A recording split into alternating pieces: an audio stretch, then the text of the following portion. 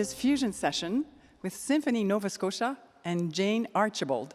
Thank you for joining us. Before we start, we'd like to acknowledge that we are in Mi'kma'ki, the ancestral and unceded territory of the Mi'kmaq people.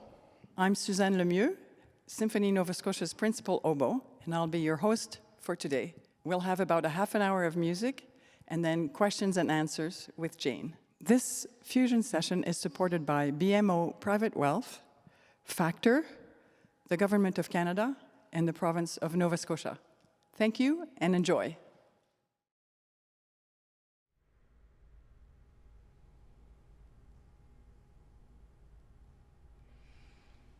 Oh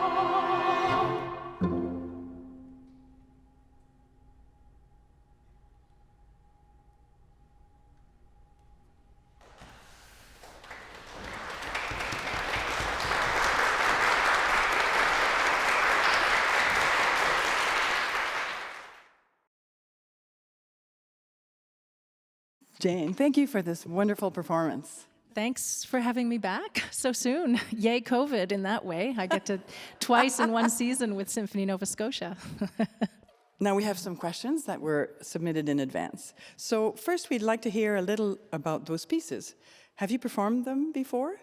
No, they're both new for me. Of course, the Mozart aria is very familiar, and I've sung it in the shower a million times, but this was a chance for me to try out a new aria, which I've always wanted to do. I have sung the other soprano role. Well, there's 3 soprano roles in the Marriage of Figaro, but I have sung Suzanne a few times, and I love her very dearly.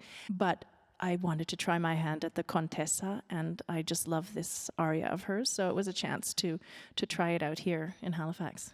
Yeah, it's terrific. And what about the Tandun piece? That's also very new to me, well, very new to all of us, because I believe it was composed in 2020, is my understanding, and that was Holly's suggestion, and I thought it was a really beautiful one. She felt that it sort of had a very hopeful, inspiring, and optimistic feeling, which I think is something we all need as we approach the 1-year mark of this big event in everyone's lives. And it was fun to put together. In some ways, it was actually, I had the easiest part. It was really quite tricky rhythmically, and to try and do it without a conductor was also a big challenge, which obviously the musicians more than rose to the occasion, but it was fun putting it together. As a singer, how do you prepare for a concert like this? Do you have a usual routine? I do. My routine has evolved over the years, for sure. When I was younger and everything was newer, I was a bit more rigid about, just how careful I had to be, and I needed a good night's sleep, and then I needed to steam, and I needed to drink my tea, and I needed to do all that stuff. Now I'm 20 years into this profession, and it's become a bit more sort of everyday for me, but I do just, the thing about a singer as opposed to any other musician is that our instrument lives inside our body. So we have the reputation sometimes of being divas and divos for a good reason. We have to be very careful about that sort of thing. So, I slept with my humidifier on last night, and I was not involved in the before school routine with my daughter. I handed that off and said, I'm going to attempt to do my hair very early in the morning. And, I just try and stay relaxed, but that's very easy to do, especially with this group. Good. I always have a lot of fun when I sing here. So you didn't have to have your lucky dessert last night? Let's be honest, I have my lucky dessert every single night. It's COVID-19. There has been dessert every single night, but yeah, that had nothing to do with my singing. Do you find singing at this time of year more challenging with the dry air and the heating? Do you need to modify your technique based on where you are and what the weather is doing? The technique doesn't change. I just become more grateful for it when it's this time of year. Yeah, it is challenging. The nice thing about singing with Symphony Nova Scotia is I'm doing all my prep and resting beforehand at home in my own house. So I have all of the gear that I want, my big humidifier, and I can have a long shower and whatever. On the road, it is challenging. I'm constantly in search of a travel humidifier that puts out just the right amount and doesn't start, spitting out steam and dying on me halfway through the night. It's very tricky, but in that way, masks have been kind of amazing. They do kind of hold that humidity, and so at this time of year, I have found it very helpful, actually. That's why the orchestra has such a beautiful voice. That's it. That's why. The secret is out. This past year has been so strange for us all. What's something you've learned or discovered this year as an artist that you expect to carry forward with you?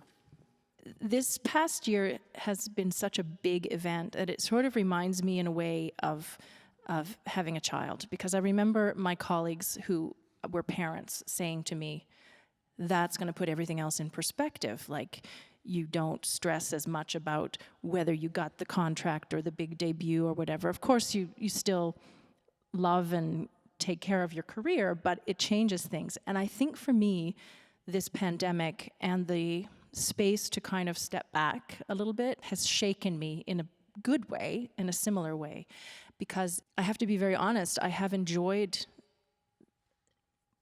being able to step back, knowing, because I do feel very certain that we will come back in some form. So I haven't had any sort of existential stress that that my career has ended prematurely. I know that I will go out there and do my thing again. But having this year to kind of step back and be at home and really just think things over and let that happen in a very natural way has given me a different perspective. And I think you would imagine that at this point, all of us who have been sort of denied the chance to practice our craft in a regular way would be chomping at the bit and would be desperate and would literally, if someone paid us to sing Mary Had a Little Lamb on the street corner, would be like, yes, I will do it, you know? But actually for me, I feel like it has made me a little bit more picky. It's given me the space to go, I really want to think carefully about which projects I take on. And I have realized just how special and important music is to me. And I have reconnected to the part of that preceded my professional career, if that makes sense. Yeah. The love of music that existed in me as a 6-year-old, as a 16-year-old before I was doing this.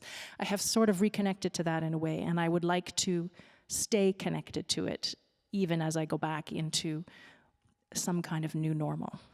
Yeah, I wish that for you. I think it's terrific. And when we're back to full concerts and orchestras playing, what are you most excited to perform?